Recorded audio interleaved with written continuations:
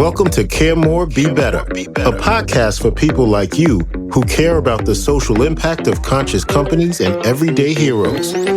Hear inspiring stories from those who put people and planet before profit and personal gain. You'll learn how you can make a difference, vote with your dollars, and get involved today. Here's your host, Corinna Bellizzi. Hello, fellow do-gooders and friends. I'm your host, Corinna Bellizzi, an activist and cause marketer who's passionate about social impact and sustainability. So passionate, in fact, that I went through the trouble of creating a 5-step guide to help you unleash your inner activist. If you're curious, all you have to do is join our newsletter at caremorebebetter.com, and this activist guide will be your welcome gift. It'll appear in your inbox moments later, just for visiting our website, caremorebebetter.com, and signing up for that newsletter. Today, I am joined by someone whose passion for our natural world and the elimination of superfluous plastic parallels my own, and that's Greg Dayley. Greg stumbled into the beauty industry by accidentally building one of the largest hair-related accounts on Instagram. Since that time, he has owned and sold a product company featured on the Shark Tank, co-founded an ocean cleanup organization, and recently started a hair care company called Seabar that makes disposable plastic-free hair care, and they even pick up ocean trash with every product that they sell. Greg, welcome to the show. Awesome. Thank you for having me. I'm super excited to be here. I'm thrilled that you are here. This is incredible. So, quick question for you. How do you accidentally build an Instagram account? Because I think many of us struggle with just keeping up with that space. My cousin and I, he started in Instagram in like 2012 on Instagram. He was one of the first big fitness influencers on Instagram. He'd been in the army, gained a bunch of weight after he got out, and then lost it again. And kind of went through that journey on Instagram. And then he got really paranoid about everybody knowing who he was and started making kind of like meme pages basically on Instagram. And at that time I was working in Hawaii. I was selling solar panels in Hawaii, and there were some issues with the utility, making it really hard for them to get them installed. So basically I didn't get paid for like a year almost. And anyway, I come back to the States, or to the mainland rather, and my cousin's doing this thing. He's doing really well, and we start talking about it. And then my son burns his hands. Like, he burns them really badly. He puts both of them on a wood-burning stove while my mom had him. And it was pretty bad. So we were in and out of the burn unit for like the next 6 months or so for different surgeries and stuff. And during that time, my cousin was teaching me how to build these Instagram pages. And I built a couple, based around my interests, like outdoor sports and extreme sports, stuff like that. And then one day he calls me and he's like, "Hey, there's this page about hair that's growing really fast." I'm like, "Dude, it's hair. Like, nobody cares. No, they're pictures of hair." He's like, "I know, but look how fast it's growing, and they don't know about videos." I'm like, "That's weird." And so literally we found a few videos on Instagram of people talking about hair and doing hair. There was almost nobody doing them at the time. Wow. And we posted them, and they just blew up. It was crazy. Like, there was just so much demand, but they were so hard to find that we actually paid his neighbor $1 per video to find these hair videos. And they just started blowing up out of just crazy. Like, tons of people were watching these videos, and the pages were growing really fast. At one point they were growing like 50,000 followers a day. And we got to meet all these hairstylists through it, and got to be friends with a lot of these, like a lot of hair brands. And that's kind of how I stumbled into it. Like, I had no idea. Like, I joke that the only thing I knew about hair salons before I kind of stumbled into it was that song from Grease, Beauty School Dropout. Like, that was it. My mom didn't go to them. I didn't really know they existed. Yeah. Well, my sister is a hairstylist, and so I've had that integrated in my life and my circle for a long, long time. I have friends who own salons and things like that, but I prefer my hair short, but I'm a mom of 2 boys and I'm really busy, and it's very challenging to keep up with when you have quickly growing hair. So you see it pulled back now. I'll do the reveal in a little bit. Just understand that I haven't had a haircut in a bit. So I'm not probably the best representation for having used your product given that this is not a beauty podcast. It's So not a beauty product, in my opinion. It's to clean your hair. it's a utilitarian product. I mean, people use shampoo and conditioner every single day. And I, for one, am a proponent of trying to reduce your waste in every way possible. So, the fact that you've decided to attack this particular industry with a novel approach is, for one, for me, very, very interesting and something I'm really curious to explore more. But before we get there, I kind of wanted to hear from you, how you decided that this was going to be your next venture and why. What are the roots behind it that really inspired you to do this? Yeah. So when I was living in Hawaii, I got really into free diving. And it's basically scuba diving without a tank, if you Yep. don't know what it is. And I went out almost every day.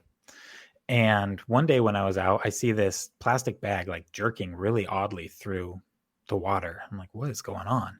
And then I look off to my left and I realize that that plastic bag is attached to a sea turtle by about 50 feet of cable, or not cable, fishing line. Mhm. And it's just this mess of fishing line and plastic bags. And I swim up to the turtle, get as close as I can, and cut it loose with my dive knife.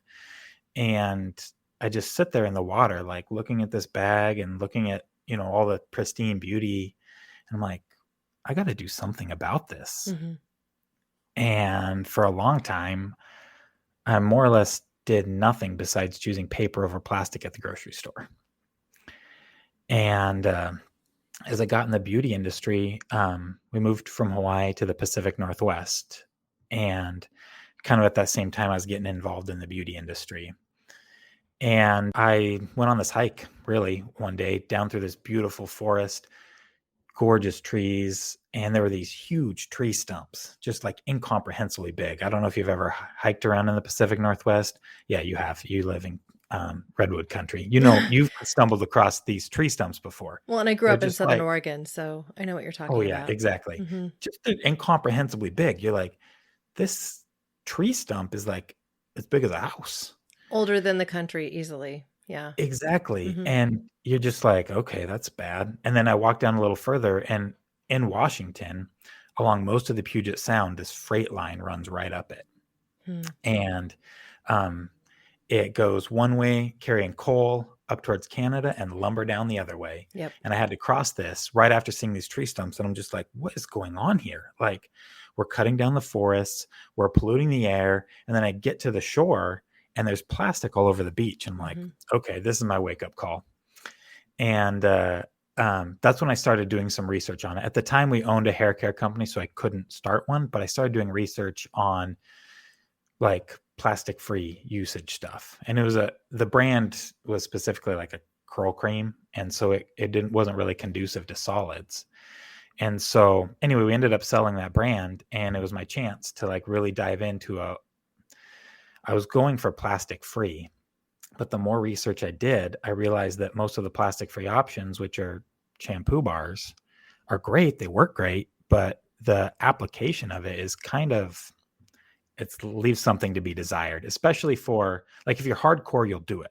But if you're like, let's call them an armchair environmentalist, you might not make that switch, because a lot of people switched from bar soap to liquid soap for a reason. Bar soap has some disadvantages. It melts in your shower, gets slippery, it gets kind of gross sometimes. And so that's why I came up with these plastic bottles. They are plastic, but they're reusable, refillable. So instead of buying one bottle, using it once and throwing it away, in fact, what is it? I just wrote this down a minute ago. It kind of blew my mind that only 50% of people who recycle regularly from their homes recycle their bathroom trash. So most people don't even recycle the stuff in their bathroom because, it's just inconvenient. They don't have a bin there, so they don't. And so it seemed like a really good place to tackle it based on, my knowledge of the hair industry. And plastic packaging is really, when we talk about recycling, when we talk about reducing, like mostly what we're talking about is packaging. Yep. And something like 28% of all plastic waste that's produced is single-use plastic. It's plastic packaging, I should say. Some of it might be used more than once, but almost none of it is. And so I really wanted to tackle that problem, because even when we start talking about recycling, and this is something that really shocked me. I've been told my whole life, basically, like, you're a good person if you recycle. Recycling is what we do to make the world better. And, I believed it. I believed that when I recycled something, I was doing something really good. As I really dove into the numbers, I realized that plastic recycling is basically a myth. It's a farce designed to get us to buy more product. Because there's a reason that recycle is last in reduce, reuse, recycle. It's a last resort. But if you watch any company talking about plastic, talking about what they're doing, they're like, we use recycled plastic. We help you recycle it. It's recyclable, blah, blah, blah. Recycle, recycle, recycle. Because nobody makes money on reducing and nobody makes money on reusing. The only way they make money is if you recycle it, and then you have to buy a new one. But the big problem is if you look at the numbers, like, plastic recycling just doesn't work. And we've been told we just need to do a better job of recycling. But if we look at the recycling numbers for packaging, I'm going to focus on packaging because that's mostly what consumers recycle. And we recycle 81% of our paper. So people are recycling. We recycle 31% of our glass and 35% of aluminum. People only recycle 13% of plastic. And of that, most of it doesn't get actually fully recycled. Most of it, about 25% of it gets discarded for being dirty or the wrong thing or all these things, gets diverted back to the landfill. So a really small percentage of the plastic that we actually recycle gets made into new products. And so it's not really a problem with us not putting it in the bin. It's a problem of plastic being, recycled plastic, depending on oil prices, is usually more expensive than reused or than new plastic. It's also harder to work with when you're making a product with it. Virgin plastic just works better. That's because the fibers break down every time you recycle it. And even best case scenario, you take this bottle, you use it, you recycle it, and it gets made into something else. 60% of plastic is only recycled once, and then it gets downcycled into something or thrown away. Mm-hmm. I like to say that, like, recycling is good, but really all you're doing is throwing it away twice. And it takes energy to recycle it. It's an expensive process to produce. There are some new technologies that are being developed, which Paul Hawken revealed in Regeneration, Ending the Climate Crisis in One Generation, that include ways to incinerate plastic where there's no exposure to oxygen, so then the pollutants don't get back into the environment. And another technique which actually can make plastic like new, and so it can be reused again. But again, these technologies are new, they're budding, they're going to take time to develop and scale, and we're just not there yet. And they're probably expensive. Yes. And when we get to that point, like, the cost of those bottles, those are going to be so high that you don't want to throw them away. Yeah, and that's the problem, right? Like, ultimately, it's going to cost more. So there's a couple of things that you mentioned that I think are critical to think about. One is that plastic shampoo and conditioner bottles, generally speaking, they're the first virgin plastic. That's what they're made of. And they don't tend to be recycled. When they are recycled, they're downcycled into something else. It's not like they're really upcycled or recycled to something that's parallel or comparable, because it's considered a product for food or personal care, and the standards for that are higher. And so what it might end up as is, I don't know, maybe it's perhaps like the black plastic in these headphones or something to that effect. But it's problematic to start with. And the plastics generally that are created and used for that they're thick. It's quite a bit of plastic. Thankfully, it's not single use, but you're talking about one life. It's essentially thrown away. It's garbage after. Yeah. Yeah. And, I mean, in a lot of Western countries that have well-developed trash systems, that stuff does get landfilled or burned. Most of it does. Mm-hmm. But in a lot of the world where most of the ocean plastic pollution comes from, they don't have those resources. And so, like, we think that our bottles are bad that get thrown away, but, like, in countries like the Philippines, most personal care products are sold in little sachets, little single-use sachets. And those things are multi-layered. So they're a mixture of plastic and aluminum. They're basically unrecyclable. And they use billions of them a year. And these things, in a lot of the communities, they just get thrown on the ground. And then they end up in our waterways, And and they fish end up in the mistake them for waterways. food, and. Yeah. And so globally, 275 million tons of plastic are produced every year. It's mind-boggling. It is. 99 million of those about go to coastal communities, and 31 million tons a year are mismanaged. They're not properly disposed of. And that's why 8 million tons a year enters the oceans. And it really, like, we focus a lot on the consumer, right? It's the consumer, the end user. Like, all of this has been pushed on the consumer and the end user to like recycle it, do better, dispose of it properly. But I think that's been, I'm pretty dang sure that it's been a calculated move by industry to shift that burden. And it really started in the 70s. Now, are you familiar with the Crying Indian ad? I'm familiar with quite a few things like that. So yes, why don't you talk about it? Okay. Yeah. The Crying Indian ad is just one of I think is my favorite example. It's this Indian. He's actually Italian, but we'll leave that for another discussion. But he's paddling through this really polluted stream. There's garbage everywhere. He gets out, walks up a highway, and somebody throws some garbage on his feet, and he cries a little tear, and it says, people start pollution, people can end it. And it's this really good message, like, let's not pollute. But the really interesting thing, I think, is it's paid for by this new organization called Keep America Beautiful. And Keep America Beautiful has been one of the biggest opponents of bottle deposit laws in the country. And bottle deposits are proven to be extremely effective at reducing garbage and increasing recycling rates. Right. And it's because, like, so why would an organization that purports to be anti-litter be anti-bottle deposit laws? And it's because it's funded and run by a coalition of bottlers. Right.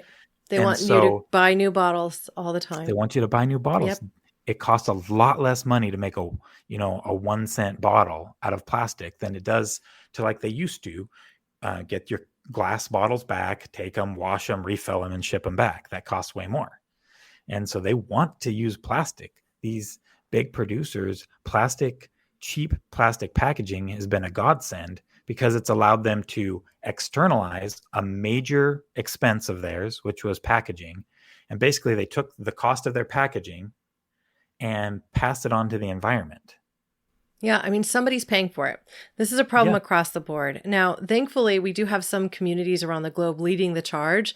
Like if you go to Germany, for example, and you spend time in Berlin with anybody who lives there, you'll see them gather their glass bottles for their soda waters and things like that and bring them back to the store and deposit them at the store. And then those bottles get refilled again and then enter the shelves again and are reused again and again and again. So they're not even wasting the time, money, expense, carbon footprint of having to work through recycling of the glass bottles. Whereas here in the States, like I live in Santa Cruz County, I found out that my glass wine bottles, for example, if they break on the way into the bin or from the bin into the truck, whatever breaks is not recycled. And I mean, that just blows my mind. I'm like, well, but it's broken. Why? And it has to do with how it's processed on the collection side.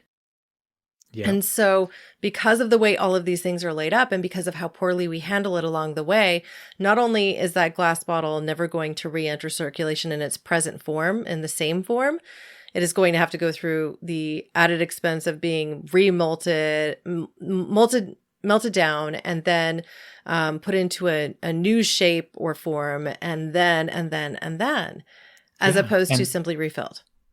Right. And every step in that process, there's more carbon, there's more cost, it doesn't make any sense. It only benefits one person, and that's the producer of those products because they don't have to pay. It's cheaper to use plastic than it is to refill. That's really what it comes down to. And even in the case of glass, it's cheaper to go ahead and recycle it and charge the consumer for that cost as part of the package every single time. And it's not just the consumer that pays. Like the environment really pays too. It's like they take that cost and they're like, well, we don't really want to pay for the cost of properly disposing it. So we put it in the landfill. Really the environment pays most of the burden. And it's catching up to us. We've used up all of, in so many aspects, we've used up our savings account, if you will, on the environment, forests, carbon, all of these things we've used up because we've just been externalizing the cost and kicking that can down the road. And we can't do it anymore. Well, the extractive economy is coming to a crumbling halt is what will ultimately happen. Eventually we run out.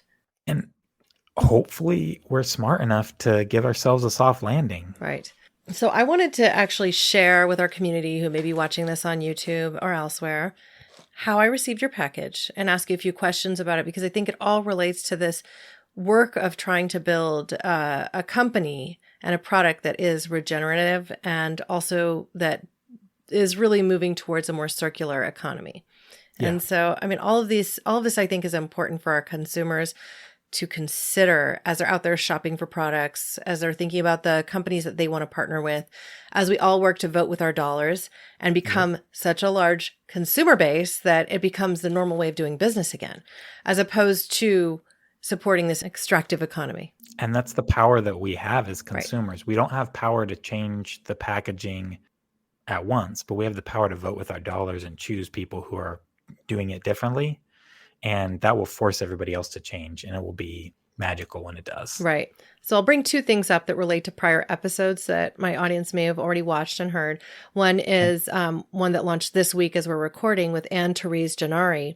And the fact is that she's a proponent too of just reducing consumption, really thinking about the things that you bring into your home and how you use them and their life cycle, and thinking about the fact of your trash bin, your recycle bin, all of your waste bins as essentially garbage, because even most of what you end up putting in your recycle bin may not actually be recycled. And so many people are wish cycling items. They say, oh, it's plastic, I'll throw it in that bin. Oh, I got it at the grocery store. It's my greens bin and it has a recycling symbol on it. It has a chasing arrows. So, right, my community is going to recycle that. Guess what? Most do not. Yeah, so totally. It's really problematic. Anyway, so here's the box.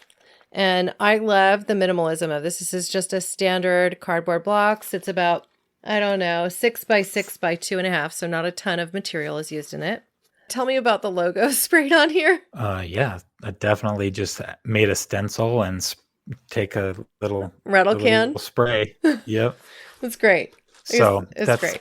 Very minimal. Yep. And then inside the box, you open it up, and I'm just showing everybody here. Looks like this, but on the top of the bottles is this card, and it says, "Thank you. Your order picked 4 pounds of ocean trash," which I think is amazing because it's quantifying for the customer base the impact that you're having with every shipment.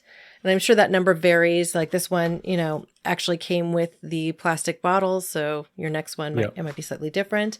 And then on the back, invite your friends and save. So you're essentially offering people an added discount on every order if they refer people, ultimately trying to build that networking effect into your business model, which I think is smart. Good job. And then there's just this crinkle paper. In this case, it's red and white. Maybe that's seasonal. I don't know. It is seasonal. Yeah. Okay. One thing I do know that in my area, this is not recyclable, but I did not know compost a lot, but it varies by municipality. So if things are shredded or crinkled, they don't necessarily always recycle. It varies. And then these 2 bottles, 1 conditioner, 1 shampoo, just labeled on the front, shampoo and conditioner. The texture of them is slightly different. I did actually just shower with them and quickly blow dried my hair because I wanted to experience it myself. So the shampoo, this one's been used once. I like the seal on these. I did drop the shampoo in my bathroom and it didn't break. Good. Because it's plastic. Conditioner. And same thing, a little creamier because, of course, it's conditioner. But they're in the bar form, which means you're not shipping the added water. There's not as much waste. And I got the sense using them that they would last a long time, particularly the shampoo. The conditioner is a little softer, so more of it might come. But like my hair feels, I know I have it back here because I've got headphones on and everything. It's just very soft. One of my complaints with a lot of the natural shampoos and conditioners has been they feel like they leave like either a residue on my hair or they weigh it down when there's a conditioner. I didn't get that feeling with either of these products. Like they felt really easy to use. And the instructions on your site were actually really sweet. So everybody watching this, you have to go and actually look. I might have to just play it at the tail end of this just so people see your lovely self in the shower and doing the videos yourself, which is, it's brave and audacious. And I admire you for being that willing to put yourself out there. Yeah, I was, I don't know. I wanted to get them done. Mm-hmm. And I was like, well, let's just do this. And I had my wife film me and yep. You're an entrepreneur. You got to do it all. I'm willing to do what it takes. Cause I don't really view Seabar as a beauty company. Like I said, like it's pretty utilitarian. This isn't women's shampoo or men's shampoo or some nonsense like that. Our hair's all the same. And, I just want it to be, I want to take something that people buy every day that has pretty big impact on the environment, really. If you start diving into a lot of the ingredients that are used in a lot of brands, and if you start diving into all the water that gets shipped around, your shampoo is 80% water, your conditioner is as much as 90% water. So there's a lot of CO2, the bottles, the everything. I just wanted to take something that was pretty bad for the environment, really, and turn it into a force for good. And it's something that you already use every day. I don't want to make another product that you had to buy. I think that kind of going against the whole principle of it. I want to replace products that you already use every day with something that's going to make the world a lot better, but that you're also going to enjoy using, because I know from being in the beauty industry for a long time, people only use products that they like in their hair. They just won't. They won't convert otherwise. They won't convert. There's not a status to what's in your shower. You know what I mean? Mm-hmm. You're going to use what you want to use. You might drive a Prius because other people will see you driving a Prius. That might change your behavior a little bit, mm-hmm. but it's not going to change your behavior in shampoo. So it's got to work. It's got to be good. Well, I actually really liked it. One of the things, I'm looking at your conditioner now. I think it has fewer ingredients than almost any conditioner I've ever seen. And yeah, you've got the sodium lactate, glycerin, things that you expect to see, cetyl alcohol, hydrolyzed rice protein, nothing crazy from what I'm seeing. I went into the environmental toxicity of every ingredient and looked into it super deeply. Like I really care about all of that stuff. And I tried to, there's I think only one ingredient in all of it that isn't rated like a 1 or 2 in the EGW thing. I don't know if you're familiar with that. I think it's EGW. They rate like the toxicity of ingredients in beauty products, mm-hmm. and they do it on a scale of 1 to 5. Mm-hmm. And anyway, it's all 1 or 2s basically. So yeah, my only question really about the ingredients was why there was use of a hydrogenated olive oil and why that would be needed. So what that is actually a silicone substitute. So silicones are used in basically all conditioners. Yeah. Yeah. In some form or another, they're used in all conditioners. And silicones are basically plastic, but instead of being made out of long carbon chains, they're made out of long silica chains. It's really what it is. Mm-hmm. And they do break down in the environment, but sometimes quite slowly. And it depends on the type. And there's just silicones everywhere. And I wanted to be a silicone-free brand because they're not good for the environment. They might not be the worst for the environment, but they're definitely not good for it. Because everything, Yeah. like, I think what a lot of people don't think about too is there's two levels to what's good for good ingredients. So there's the level that's what's good for you and your hair, but that gets washed down the drain. Mm-hmm. And nothing that you wash down the drain, basically, that's that small is getting filtered out in the plant. Mm-hmm. It goes through the water treatment plant and out to the rivers and out to the ocean. And so Yeah. that stuff starts accumulating. And so it's really important. Everything in this is biodegradable. I was pretty shocked at the amount of stuff that isn't easily biodegradable that's in shampoo and conditioners. Mm-hmm. Like, it really shocked me. I was like, I just assumed that it would be, but it's not. Okay. So the question when I ask hydrogenated olive oil, it's unsaponifiables, it says. Hydrogenated olive oil, unsaponifiables. I come from the natural products industry. I know way too much about fat in particular, and you don't want to ingest hydrogenated fats. I mean, that's trans fats, not good for your body internally. So I was curious why it was used in something like this. I get replacing the silicone. I think that makes sense, but it also probably has to be in a solid state. Like the fat has to be in a solid state or a more solid state in order to do that. Is that correct? Well, it actually is a liquid, and do you want me to grab? I have the bottle that actually is. Sure. So it's like a way to emulsify the oil and make it consistent and more shelf stable. But the process of hydrogenation also uses chemicals too. So it's just the only thing that jumped out at me. Yeah. I don't claim to be perfect on any of it. Mm-hmm. I do, like, when you're a small scale producer, you can only use the ingredients that are available in small quantities. Mm-hmm. And so there's a couple things that I would like to change out of I'm it. sure. And I will. As time goes on, right? Like, yeah. Wouldn't it be lovely if you didn't have to use plastic? But if this was glass, I might have just cut myself in the shower. So for instance, and I almost stopped the project, like analysis or paralysis through analysis, because I was trying so hard to get around using plastic in the shower at all. Mm-hmm. And it is a problem and it's not ideal. But when we come back and look at plastic, at what it is, it's a miracle substance. Like, it is amazing. It is incredibly cheap. It is ridiculously durable. It is light. It is flexible. Like, you go back 200 years and give somebody a 5-gallon bucket, they give you their right arm for it. Mm-hmm. Like, and it's stuff that we just throw away. And so the problem isn't necessarily plastic. It's how much we use and how we use it. Like the plastic in your car, you use that for 20 years. It saves how much fuel, either electricity or gas, by being so lightweight.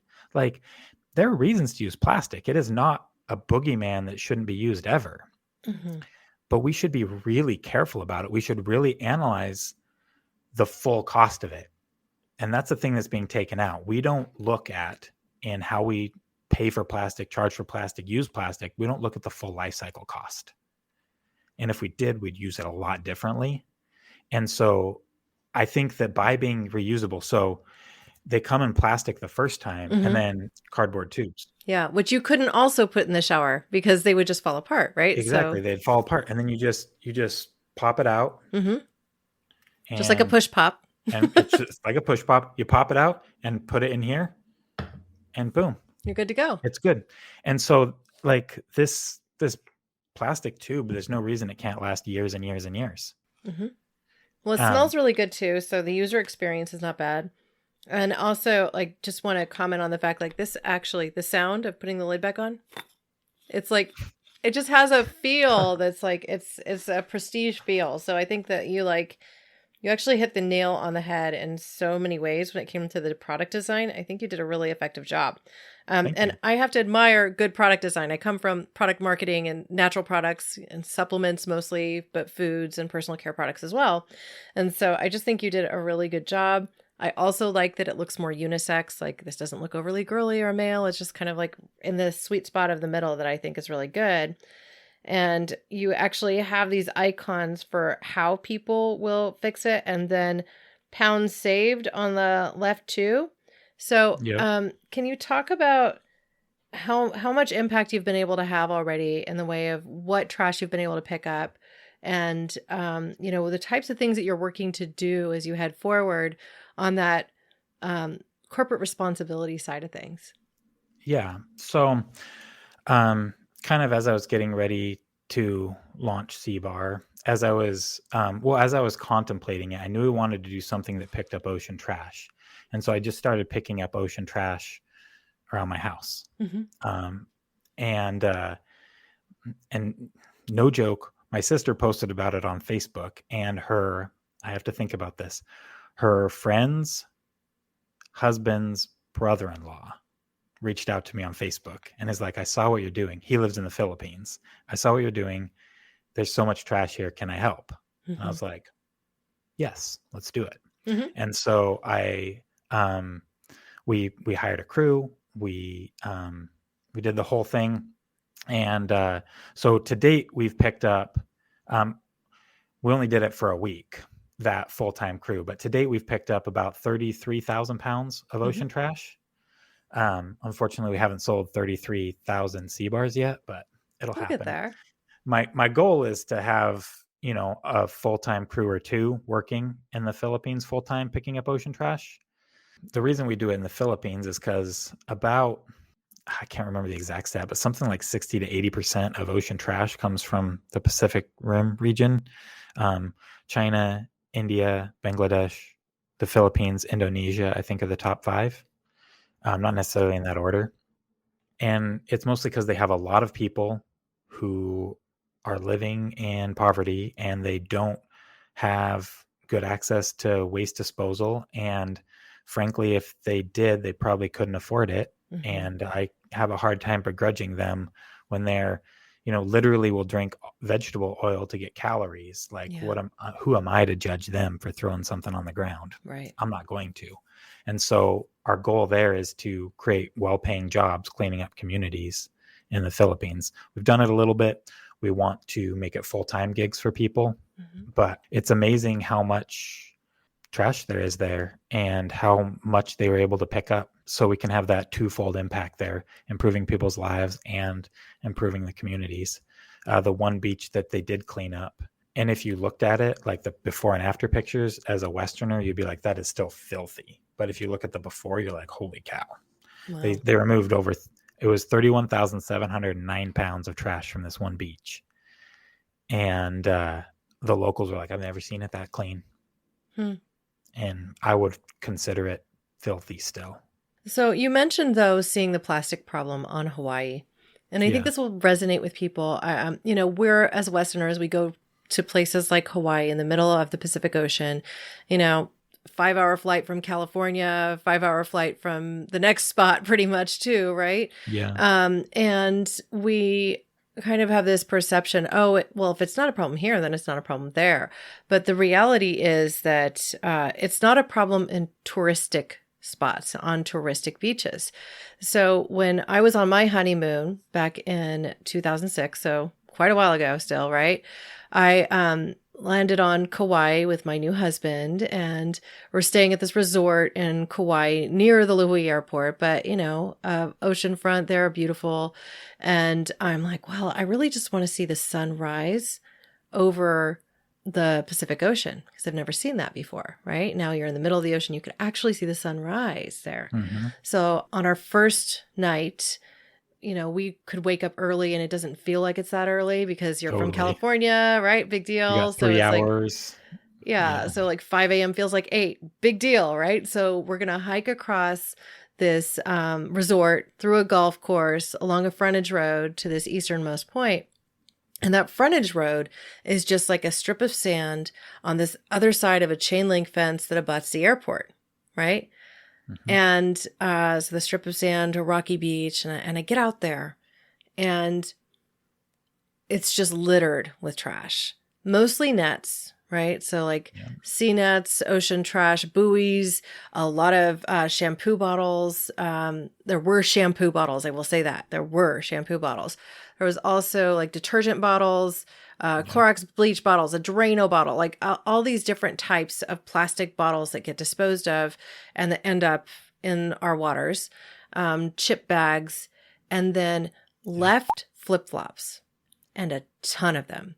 And the reason it was only left flip-flops is because of how the shape of them would get picked up by the water, and they end up on that beach. So all the right flip-flops are on another beach somewhere else, but all the left flip-flops were on this beach. And so, I'm seeing all of this, and just as the sun's coming up, starting to see the detail of it amidst all these lava rocks. And for me, the impact was otherworldly. This is unacceptable. What are we going to do differently? Oh my God. This is just, this would be every beach in Hawaii if it weren't for the fact that they were coupled with tourism and they get cleaned. Right. Yep. Totally. And so I, then had this next moment, which was the big travesty of the trip in my mind, because I saw these little tracks leading into the water. I thought at first they were bird tracks. And then I realized that they were sea turtle tracks. Their voyage from their nest, which was at the back of the beach, to the ocean estuary, had to go over all of these mounds of trash. Yeah. And so my husband and I spent as much time as we could in those pre-dawn hours and into and past dawn, kind of clearing a path from the nests that remained to the ocean, and then carried out what we could with what water we had left and got back to our resort adventure. But it left a mark. It does. And I think one reason that people don't think the plastic pollution problem is as bad as it is, even in the States, is because they go to beaches that people go to. Exactly. And people, like a lot of people, pick up the trash when they see it, which is great. It's fantastic. But if you go to a beach that nobody ever goes to, I don't care where you are, it'll be covered. And anywhere in the world, the most remote places in the world are covered in plastic, because those bottles that you were talking about, the shampoo bottles, the laundry detergent bottles, the Clorox bottles, those are a lot heavier duty than like a water bottle or a Coke bottle, for example. They float too. And they float a lot longer, and they're a lot more durable. They don't break down as easily. So they're just a lot thicker. And so, and the other thing that really is important to remember is that we only see like 30% of the trash that goes into the ocean floats. The rest of it sinks right to the bottom, and it'll never be seen again. So you think it's bad what floats on top, and it's even a smaller percentage that ever washes up on land again. I think it's like, they estimate like 13% ever will touch land again. Mm-hmm. So what you're seeing when you walk these beaches is like 13% of what's out there, which blows my mind. Yeah. Well, as Neil deGrasse Tyson says, if you don't blow your mind every week, you're not doing something right. I like that.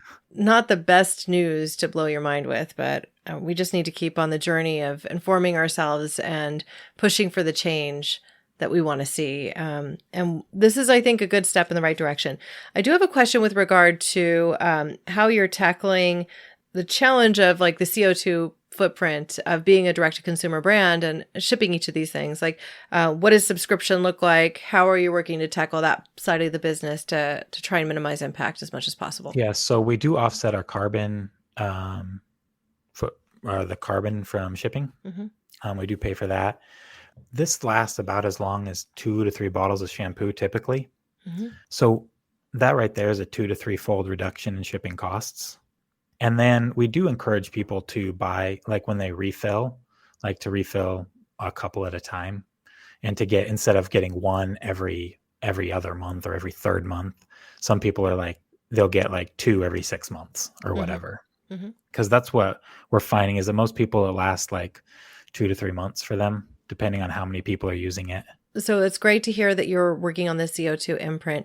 Now, if there was one thing that you could leave our audience with, like the thing that you want them to remember over everything else when it comes to a conversation we've had today, what might it be? I think the most important thing that I've realized going through this journey is that we need to stop patting ourselves on the back for recycling. Mm-hmm. That's the very least you can do. We need to change how we buy. We need to change what we buy. We need to change how much we buy more than anything else.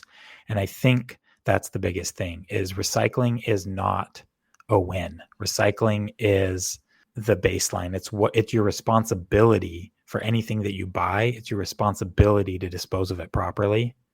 Because when you buy that, I believe you make that social contract with the planet. I bought this to use it for myself. It's my responsibility to see that it's dealt with properly.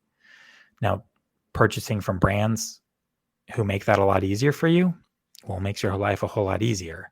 Mm-hmm. But I do think that that's kind of the big thing that I've taken away. I used to be really, really anal about recycling, sort everything, wash everything, get everything just perfect as like my contribution.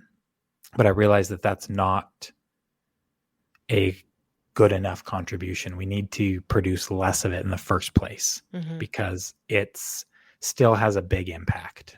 And so that's kind of my takeaway that I hope people realize is that recycling is the least they can do.